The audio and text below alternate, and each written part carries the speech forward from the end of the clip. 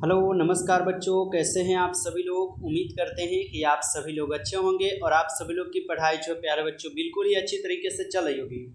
तो प्यारे बच्चों, आज की इस क्लास में हम सभी लोग पढ़ने वाले हैं 12th बोर्ड परीक्षा 2026 के लिए जियोग्राफी के टॉप 10 लघु एवं दीर्घ उत्तरीय प्रश्न उत्तर को बच्चों, जो कि आपकी परीक्षा में बार बार पूछे जाते हैं। तो प्यारे बच्चों, आप लोग जो इस क्लास को बिल्कुल अच्छे से लास्ट तक देखिएगा, जिससे कि आप जो इन सभी क्वेश्चन को अच्छे से याद कर पाएंगे और आप सभी लोग अपने बोर्ड परीक्षा में सभी क्वेश्चन को आसानी तरीके से बना पाएंगे।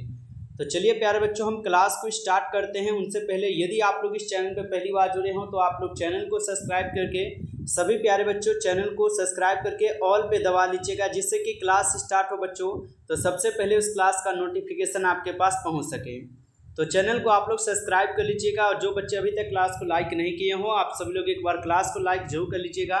तो चलिए यहाँ पे बच्चों हम क्वेश्चन की ओर बढ़ते हैं और यहाँ पे देखिएगा पहला नंबर क्वेश्चन दिया गया है बच्चों कि संसार में जनसंख्या के आकार और घनत्व के संदर्भ में भारत के स्थान की विवेचना कीजिए। बच्चों मोस्ट इंपॉर्टेंट क्वेश्चन है, स्टार लाइन देकर इसको अच्छे से याद कर लीजिएगा आप लोग, ठीक है।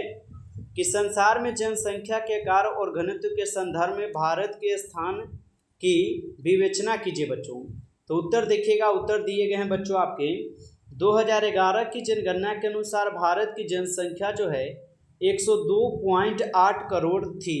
यानी कि बच्चों 2011 की जनगणना के अनुसार हुई थी, जब 2011 में जनगणना हुई थी तो उनके अनुसार भारत में जो है जनसंख्या थी बच्चों 102.8 करोड़ थी, जो विश्व के कुल जनसंख्या का क्या है 17% थी बच्चों। लेकिन अब वर्तमान में भारत की विश्व की जनसंख्या की दृष्टि से सबसे बड़ा देश बन चुका है। यानी कि अब क्या है, तो वर्तमान में जो है विश्व का सबसे बड़ा जनसंख्या वाला देश अपना भारत देश बन चुका है। भारत की विश्व जनसंख्या क्षेत्रफल की दृष्टि से 7वां बड़ा देश है। यानी कि बच्चों भारत जो है ये विश्व का क्षेत्रफल की जनसंख्या की दृष्टि से अगर देखा जाए तो ये 7वां देश पर आता है बच्चों, 7वां देश पर, जो विश्व के कुल क्षेत्रफल के 2.4% भाग पर बच्चों फैला हुआ है। ठीक है बच्चों, तो ये काफ़ी इंपॉर्टेंट क्वेश्चन है, आपके बोर्ड एग्जाम में बार बार ये प्रश्न पूछे जाते हैं। अच्छे से लिख कर याद कर लीजिएगा आप सभी लोग नोटबुक पे, ठीक है, स्टार लाइन देकर लिख लीजिएगा। ओके चलिए, तो आगे बढ़े बच्चों, आगे बढ़िएगा। अगला क्वेश्चन है 2 नंबर क्वेश्चन बच्चों। 2 नंबर क्वेश्चन है कि झूम मिल्या और लद्दांग क्या है बच्चों। झूम मिल्या और लद्दांग क्या है, इनको समझिएगा। उत्तर दिया गया है बच्चों कि ये तीनों हस्तांतरित कृषि के नाम हैं। यानी कि झूम मिल्या और लद्दांग बच्चों ये तीनों क्या है, तो ये हस्तांतरित कृषि का ही एक नाम है। हस्तांतरित कृषि को भारत के उत्तरी पूर्वी राज्यों में झूम, मध्य अमेरिका एवं मैक्सिको में जो है इनको मिल्पा कहा जाता है, तथा मलेशिया एवं इंडोनेशिया में इनको ना लद्दाख कहा जाता है। तो ये झूम, मिल्या और लद्दाख ये तीनों अलग अलग देश के मतलब कंट्री में बोले जाते हैं ना, उन्हीं का नाम है बच्चों, ठीक है। तो याद रखिएगा, ये भी क्वेश्चन आपके एग्जाम में पूछा जा सकता है। चलिए आगे देखिएगा, अगला क्वेश्चन है बच्चों कि डेन्यूब जल मार्ग के महत्व का उल्लेख करें। इंपॉर्टेंट क्वेश्चन है और स्टार लाइन दीजिएगा, क्योंकि उल्लेख वाला क्वेश्चन आपके एग्जाम में हमेशा पूछता है कि यहाँ पे डेन्यूब जल मार्ग के महत्व का उल्लेख करना है। उत्तर दिए गए हैं बच्चों कि डेन्यूब जल मार्ग यह एक ऐसा महत्वपूर्ण आंतरिक जल मार्ग है जो पूर्वी यूरोपीय भाग को अपनी सेवाएं देता है बच्चों। और यह क्या है, तो ये टारना यहाँ पे सेबीरीन तक नौकायन योग्य है बच्चों। डेन्यूब नदी ब्लैक फॉरेस्ट से बच्चों निकलकर अनेकों देशों से होती हुई पूर्व की ओर बहती है बच्चों। इस जलमार्ग द्वारा मक्का, गेहूं, इमारती लकड़ी और मशीनी निर्यातों की जाने वाली मुख्य पदार्थ होते हैं बच्चं। तो ये भी क्वेश्चन आपके एग्जाम में पूछा जा सकता है, क्योंकि इंपॉर्टेंट क्वेश्चन है, तो अच्छे से याद रख लीजिएगा आप सभी लोग बच्चों, ठीक है। आगे देखिएगा, आगे है बच्चों आप लोगों का कि ओरिएंट एक्सप्रेस क्या है बच्चों। ओरिएंट एक्सप्रेस क्या होता है, इनके बारे में आपको बताना है। तो चलिए उत्तर देखते हैं, उत्तर क्या है। उत्तर है बच्चों कि ओरिएंट एक्सप्रेस, तो यह रेल लाइन पेरिस से बुडापेस्ट, वियना, म्यूनिख, बेलग्रेड होता हुआ यहाँ पे बच्चों क्या है, इस्तांबुल तक जाती है। इसके द्वारा लंदन से इस्तांबुल तक लगने वाले समुद्री यात्रा का काल समुद्री मार्ग से लगने वाले समय 10 दिनों की तुलना में मात्र 2 दिन रह गया है। तो बच्चों ये भी क्वेश्चन आपके एग्जाम के लिए काफ़ी इंपॉर्टेंट है, अच्छे से याद कर लीजिएगा। चलिए आगे देखते हैं। अपरंपरागत ऊर्जा स्रोत का उल्लेख कीजिए। बच्चों ये भी उल्लेख का क्वेश्चन है, याद रखेंगे, स्टार लाइन दे दीजिएगा। उल्लेख का क्वेश्चन जितना भी होता है बच्चों, ज़्यादा तरह के क्वेश्चन आपके उल्लेख के ही क्वेश्चन पूछते हैं, ठीक है। तो अपरंपरागत ऊर्जा का स्रोतों का यहाँ पे आपको उल्लेख करना है।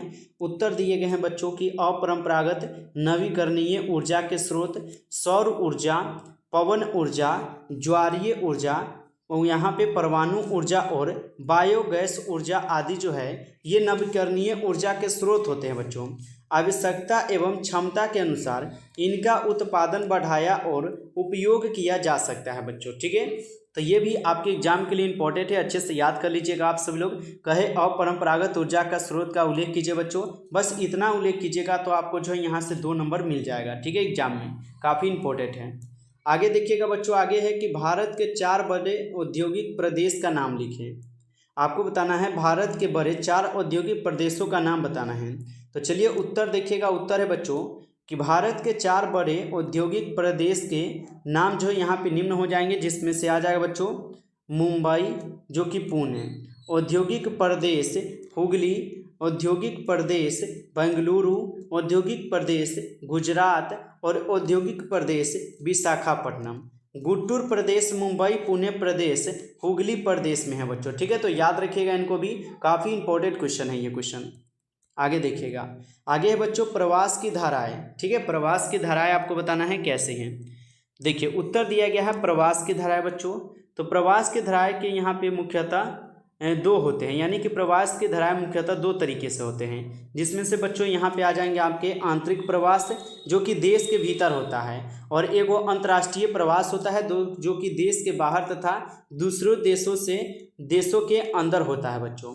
तो हमें पहले आंतरिक प्रवास में 4 धाराओं की पहचान की गई है, यानी कि आंतरिक प्रवास जो बच्चों उनमें 4 धाराओं की यहाँ पे पहचान की गई है, जिसमें से यहाँ पे पहला दिया गया है ग्रामीण से ग्रामीण। ग्रामीण से ग्रामीण में ही लोग जाते हैं। मान लीजिए कि किसी का शादी हुआ, ठीक है, शादी के माहौल क्या है, तो ये किसी गांव से होता है और किसी गांव में ही जाता है, ठीक है। उसके बाद आता है नगरीय से नगरीय, ठीक है, यानी कि गांव से गांव ही हो जाएगा, ठीक है। उसके बाद हो जाएगा ग्रामीण से नगरीय। ग्रामीण से नगरीय कहने का मतलब है बच्चों गांव से जब आप बाहर जाइए, जैसे कि मान लीजिए मेरा यहाँ पे गांव है आप लोग का, ठीक है, मेरा गांव खैरवा दर है, ठीक है। तो अगर हम खैरवा से अगर जाएंगे बच्चों यहाँ पे कहाँ पे, तो दिल्ली जाएंगे, तो ये क्या है, तो ग्रामीण से नगरीय जाएंगे, यानी शहर की ओर हम जाएंगे। उसके बाद एक होता है आपके नगरीय से ग्रामीण, एक होता है कि आपके शहर से लोग आकर ग्रामीण में बसते हैं बच्चों। तो ये सब क्या है, ये प्रवास की धाराएं होते हैं, ठीक है, याद रखिए, काफ़ी इंपॉर्टेंट है, अच्छे से याद कर लीजिएगा। अगला देखिएगा बच्चों है प्रवास के सामाजिक जनांकीय परिणाम का उल्लेख करें। चलिए, तो प्रवास के सामाजिक जनांकीय परिणाम का आपको उल्लेख करना है बच्चों। उत्तर दिए गए हैं कि सामाजिक परिमाण। उत्तर देखिएगा, उत्तर है बच्चों प्रवास में समाज में अलग अलग संस्कृतियों का अंत मिश्रण होता है बच्चों। प्रवासी समाज में परिवर्तन ला देता है, जो कि प्रवासी होते हैं ये समाज में परिवर्तन ला देते हैं, ठीक है बच्चों। जो ये प्रवास होते हैं ये समाज में परिवर्तन ला देते हैं। नया प्रौद्योगिकी, परिवार नियोजन, शिक्षा, विचार आदि का विसरण शहर से ग्रामीण यानी कि गांव की और बच्चों प्रवासी द्वारा ही होता है बच्चों। तो याद रखिएगा। उसके बाद आ जाएगा आपके जनांकीय परिणाम। तो जनांकीय परिणाम क्या है, तो प्रवास के कारण देश के अंदर जनसंख्या का यहाँ पे पुनः वितरण होता है, यानी कि प्रवास के कारण बच्चों देश के जो अंदर होती है जनसंख्या का पुनः वितरण होता है। इससे नगरीय क्षेत्रों की जनसंख्या जो ना बढ़ जाती है। इससे क्या है, तो नगरीय क्षेत्र की जनसंख्या जो बच्चों बढ़ जाती है, ठीक है। तो याद रखिएगा, ये भी क्वेश्चन इंपॉर्टेंट है। चलिए आगे बढ़ते हैं बच्चों, आगे क्वेश्चन देखते हैं। उनसे पहले मैं थोड़ा बता दूं, यदि आप चाहते हैं कि आपको जो है गिना चुना हुआ क्वेश्चन मिल जाए आपके पढ़ने के लिए, जो कि आपके बोर्ड परीक्षा में 100% पूछे जाते हैं, तो आपके लिए अभी ऑफर है, बेस्ट ऑफर है आपके लिए। अगर आप लेना चाहते हैं तो उनको लेने के लिए मात्र आपको इस नंबर पर कॉल करना होगा या व्हाट्सएप पर मैसेज करना है 962 18 834, ठीक है। आपको इस नंबर पे जो है व्हाट्सएप करना है या एसएमएस करके बोलना है कि सर हमें 199 का PDF और नोट्स दे दीजिए, ठीक है बच्चों। इसमें आपके बिल्कुल गिने चुने गए क्वेश्चन रखे गए हैं, जो कि आपके बोर्ड एग्जाम में यहाँ से प्रश्न आपके 100% देखने को मिलेंगे। तो जिनको भी अगर ये नोट्स चाहिए बच्चों, आप लोग इस नंबर पर जरूर एसएमएस करिएगा व्हाट्सएप पर और बोलिएगा कि सर हमें 199 का PDF और नोट्स चाहिए, ठीक है बच्चों। तो आप लोग लेकर अच्छे से पढ़ लीजिए, आपके लिए अभी ऑफर है, आपके लिए स्पेशल ऑफर है बच्चों, आप लोग लेकर पढ़ सकते हो, ठीक है। चलिए क्वेश्चन देखते हैं हम लोग। क्वेश्चन है बच्चों, सुएज नहर के बारे में लिखे। ये भी क्वेश्चन इंपॉर्टेंट है, लिख लीजिएगा आप लोग कि सुएज नहर के बारे में आपको लिखना है। तो उत्तर दिए गए हैं बच्चों, सुएज नहर, इसका निर्माण जो है 1869 में मिस्र में उत्तर में पोइट सईद तथा दक्षिण में स्थित पोर्ट सुएज पतन के बीच भूमध्य सागर और लाल सागर को जोड़ने के लिए किया गया था।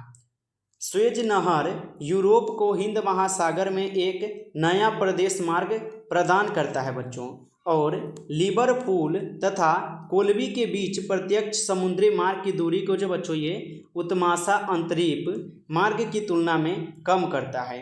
सुएज नहर जल बंधकों से रहित समुद्र तहत के बराबर है, जो यह लगभग 160 किलोमीटर लंबी और 11 से 15 फीट गहरी होती है बच्चों, ठीक है। तो ये भी क्वेश्चन आपके लिए इंपॉर्टेंट हो जाते हैं, याद रखिएगा।